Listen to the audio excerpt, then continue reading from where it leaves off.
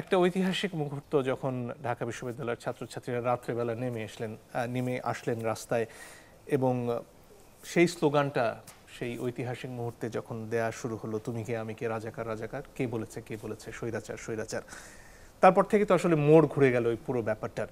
তার পেছনের গল্পটা একটু শুনতে চাই। আমার বন্ধুরা বলেন এর পেছনে সবাইকে এক করা, বিশেষ করে ছাত্রীদেরকে এক করার পেছনে আপনার একটা খুব বড় ভূমিকা ছিল, সেই গল্পটা একটু শুনতে চাই। আসলে আন্দোলনে মানে 14 জুলাইয়ের পরবর্তীতে যেই কোটা থেকে স্বৈরাচার বিরোধী আন্দোলন, এটা সূচনা তো 14 জুলাই। তো আমি এর আগেও মানে ক্যাম্পাসে আসার পর থেকে অ্যাক্টিভিজমের সাথে যুক্ত। তো আমার কাছে মনে হয়েছে যে ছাত্ররা মানে যেভাবে নেমে এসেছে এটা খুব এক্সেপশনাল। আমি এরকম সারা মানে অন্য কোনো এই 6 বছরে দেখি নাই 2019 পরবর্তী সময়। তো 14 জুলাই যখন আমরা স্মারকলিপি দিয়ে আসলাম, স্মারকলিপি দিয়ে গেলাম বঙ্গভবন থেকে হলের দিকে যখন গেলাম, হলে গিয়ে শুনতে পেলাম যে আমাদের এরকম রাজাকার বলা হয়েছে। আমরা ওই ভিডিওটা দেখলাম, দেখার পরে ইনস্ট্যান্ট রিয়েকশনটা এরকম ছিল যে এখন আসলে কেউ থেমে থাকবে না। কারণ আমাদের অলরেডি আমরা যখন মানে পলিটিক্যাল অ্যাক্টিভিজম করেছি তখন আমাদেরকে বহুবার মানে ছাত্রলীগ ট্যাগ দিয়েছে, বহু কিছু বলেছে, কিন্তু বলার পরে ওগুলো মানে হয়ে গিয়েছে। আমাদের যখন বলেছে তখন কেউ প্রতিবাদ করে নাই, কিন্তু যখন হাসিনা একদম সবাইকে বলে দিল, পেটের দায়ে যারা নেমে আসছে এদেরকেও বলে দিচ্ছে যে তোমরা রাজাকার, আমার মনে হয়েছে যে এখন একটা প্রতিবাদ হয়তো হবে।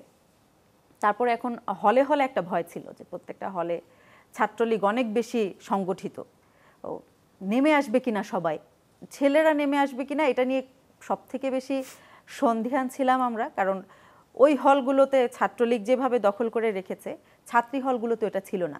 আমি 3 তলায় থাকতাম, হুট করে আমি শুনি থালা বাসন পিটানোর শব্দ হচ্ছে। আমরা তখন আর কি ভাবছি যে মেসেঞ্জারে যে কীভাবে শুরু করা যায়। এই মোমেন্টে দেখি যে থালা বাসন পিটানোর শব্দ হচ্ছে। আমি যখন বারান্দায় বের হয়ে আসছি, তো নর্মালি আমার হলের যারা আন্দোলনে যায় রেগুলার, ওরা তো আমাকে দেখেছে। আমি যখন বের হয়ে আসছি আমার বারান্দায়, আমার সামনের যে বিল্ডিং, ওরা আমাকে দেখে বলছে আপু স্লোগান দেন। মানে আমি তখনও ব্ল্যাঙ্ক যে আমি কি স্লোগান দেবো এবং দিলে এটা ব্যাকফায়ার করবে কিনা। যে স্লোগানটা ছেলেদের হলে হচ্ছে তুমি কি আমি কে রাজাকার রাজাকার, স্বৈরাচার কিন্তু তখনও কেউ বলে নাই। ইভেন এটা সত্যি যে স্বৈরাচার 14 জুলাই রাতে হাসিনাকে স্বৈরাচার বলার মতো সাহস খুব কম মানুষের ছিল, এটা স্বীকার করতে হবে। কারণ ওই টাইমে কেউ স্বৈরাচার বলছে না, বারবার বলছে তুমি কি আমি কে রাজাকার রাজাকার। আমি ভাবছি এই স্লোগানটা যদি আমি শুরু করি আমার এন্ড থেকে, তাহলে এইটা ব্যাকফায়ার করতে পারে। কিন্তু ওইটা ভেবে মানে আমরা ডিলে করছি, যে শুরু করছি না। এই মোমেন্টে দেখি যে নন পলিটিক্যাল মেয়ে, ওদের কোনো পলিটিক্যাল কানেকশন নাই, ওদের মানে জুলাইটা ওদের কাছে তখন একটা আন্দোলন, কিন্তু ওদের আত্মসম্মানের মানে আমাদের একদম লাস্ট মোমেন্টে পৌঁছে গিয়েছিলাম। ওরা শুরু করেছে যখন, আমি বের হয়ে আসার পরে বলছে আপু আপনি স্লোগান দেন। আমি যখন স্লোগান দেওয়া শুরু করেছি, খুবই আশ্চর্যজনক হলো সত্যি যে প্রত্যেকটা মেয়ে রিডিং রুম থেকে, প্রত্যেকটা রুম থেকে বের হয়ে মাঠের মধ্যে চলে এসছে, এবং ওরা নিজেরা বলছে আমি কাউকে ডেকে নিয়ে গেট ভাঙতে যাইনি।